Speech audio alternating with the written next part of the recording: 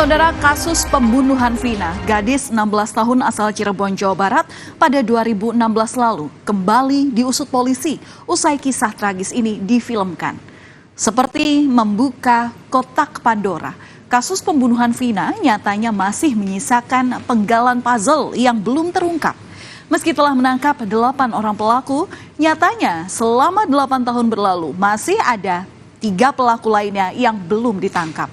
Di sisi lain, kuasa hukum terpidana serta mantan narapidana kini juga mulai muncul dengan pengakuan yang mengejutkan. Ada apa sebenarnya di balik kasus pembunuhan Vina ini?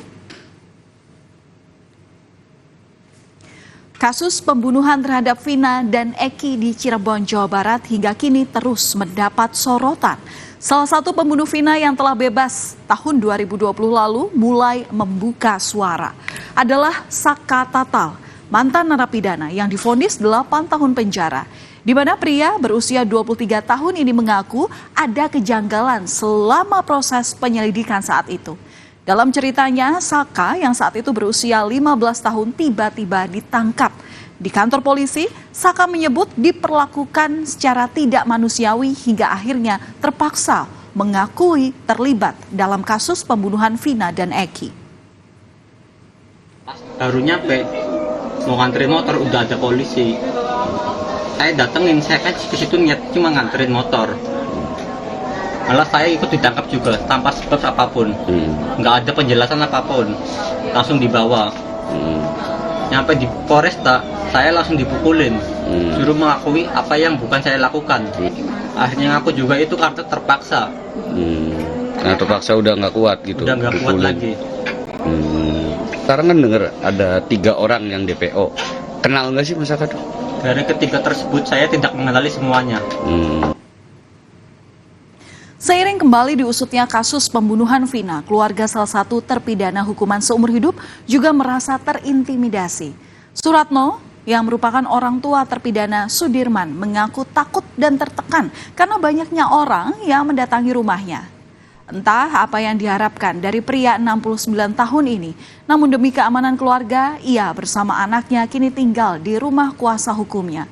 Suratno hanya bercerita bahwa terakhir menemui Sudirman di lapas sebelum Lebaran tahun ini. Bagaimana kabarnya Sudirman? Kapan terakhir ketemu? Ya, baik aja. Bapak terakhir lihat Sudirman kapan? Nengokin Sudirman Bapak kapan? Ya sebelum Lebaran. Sebelum Lebaran Bapak nengokin Sudirman. Iya, Kondisinya kayak gimana ya, Sudirman? Ya sehat-sehat aja. Saya aja. Iya. Terus abis Lebaran sampai sekarang Bapak nengokin lagi nggak? Belum. Kenapa Bapak? Ya, orangnya belum gitu. Oh, nggak punya uang. Kalau Lebaran kan harus bawa ini. Oh, bawa-bawaan sama ngasih uang. Dia uang. Ya. Berarti Sudirman dari Lebaran sampai sekarang belum nengokin lagi? Belum. Kejanggalan dalam kasus pembunuhan Vina dan Eki mulai mengemuka ketika selama 8 tahun polisi tak kunjung menangkap 3 tersangka yang terlibat. Dari 11 tersangka yang ditetapkan polisi, hanya 8 yang dijebloskan ke dalam penjara. Sementara ketiga pelaku lainnya masih berkeliaran bebas dan terkesan dibiarkan tanpa ada kabar. Publik pun mulai mempertanyakan bagaimana identitas dari 3 daftar pencarian orang bisa tak diketahui oleh polisi. Dan mengapa setelah ramai menjadi sorotan baru sekarang ini ketiganya masuk dalam DPO. Di tengah perburuan 3 DPO ini, pengakuan mengejutkan turut disampaikan oleh kuasa hukum terpidana dan mantan narapidana atas kasus pembunuhan Vina. Menurut Titin Priliatin, kejanggalan itu sudah terjadi sejak awal penanganan hingga tahap persidangan digelar. Salah satunya adalah hasil otopsi di Rumah Sakit Gunung Jati Cirebon dan Rumah Sakit Bayangkara Polri Indramayu menyebut bahwa tidak ada luka tusuk dan kematian yang diakibatkan dengan patah tulang tengkorak.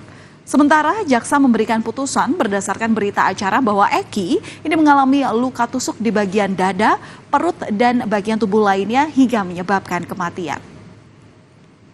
Otopsinya berdasar pemeriksaan otopsi yang meliputi pemeriksaan luar dan dalam, penyebab kematian yang dialami oleh jenazah Muhammad Rizky Rudiana adalah pada mayat laki-laki berusia sekitar 16 tahun ini tampak mayat dalam kondisi membusuk terdapat tanda-tanda trauma tumpul pada kepala berupa patah tulang, atap tengkorak bagian depan dan belakang, patah tulang dasar tengkorak, patah tulang rahang atas, dan patah tulang rahang bawah yang dapat mengakibatkan kematian. Pengadilan Negeri Kota Cirebon, Jawa Barat mulai angkat bicara terkait ramainya kasus pembunuhan Vina dan Eki ini. Humas Pengadilan Negeri Cirebon menyebutkan bahwa kasus pembunuhan Vina saat itu menyeret 8 orang terpidana. Artinya pengadilan hanya fokus untuk menyidangkan 8 orang yang sudah ditangkap. Proses persidangan dilakukan secara terbuka, sementara untuk terpidana yang masih di bawah umur berlangsung secara tertutup.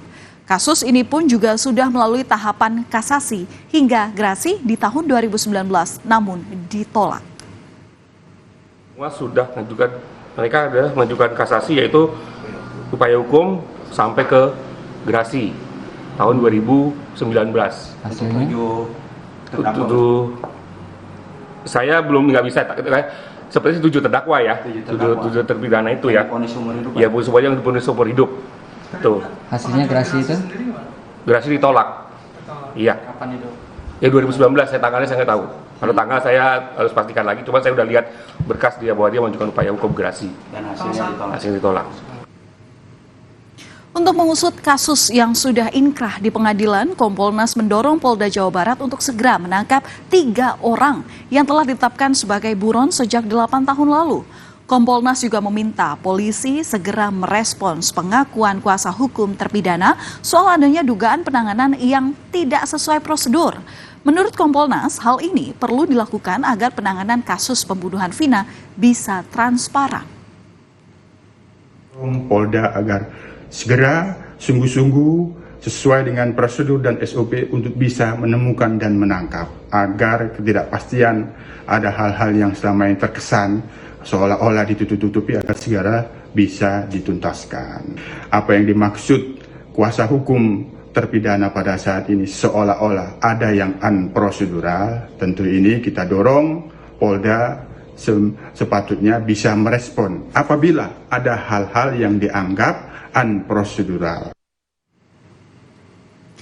Didesak untuk segera merespons pengakuan kuasa hukum terpidana, Direskrimum Polda Jawa Barat tak mau terburu-buru.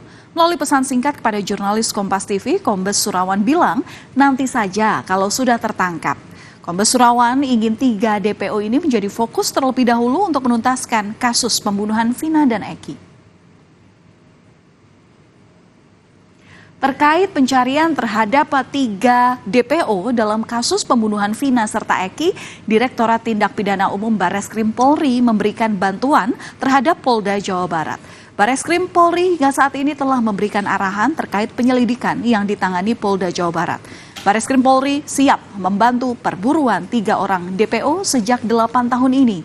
3 DPO yang telah dirilis namanya oleh Polda Jawa Barat diantaranya adalah Peggy alias Peron, kemudian juga ada Andi, serta ada Dani.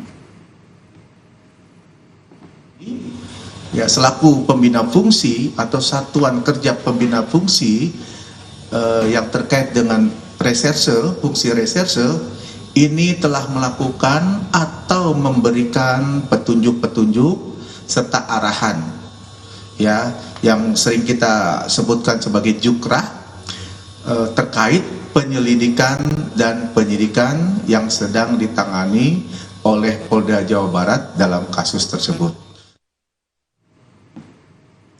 Demi mencari keadilan, keluarga Vina datang ke Jakarta untuk bertemu pengacara Hotman Paris. Keluarga meminta Hotman Paris untuk membantu dalam menyelesaikan kasus tragis yang menimpa Vina di tahun 2016 lalu. Harapannya tentu agar para pembunuh Vina ditangkap dan dihukum seadil-adilnya. Sementara dalam menanggapi pengakuan kuasa hukum yang menyatakan bahwa terpidana ini bukan pelaku, kakak Vina bilang bukti sudah ada tapi masih saja tak mengakui. Aku penjara penuh. Sekarang bisa bilang mereka nggak mengaku sedangkan bukti-bukti sudah ada. Kan lucu gitu Mbak. Intinya cuma maling aku penjara penuh aja sih gitu. Saudara, penangkapan 3 pelaku yang masuk dalam daftar pencarian orang kini menjadi fokus polisi untuk mengungkap kasus pembunuhan Vina secara terang benderang. Apalagi muncul isu bahwa satu di antara ketiganya merupakan otak di balik kematian Vina dan Eki. Tak hanya keluarga korban, namun publik juga terus menanti hingga kasus berhasil diusut tuntas. Diduga terobsesi karena cintanya ditolak, seorang pria nekat meneror teman perempuannya di media sosial. Informasi ini akan kami hadirkan usai jeda hanya di Berita Utama.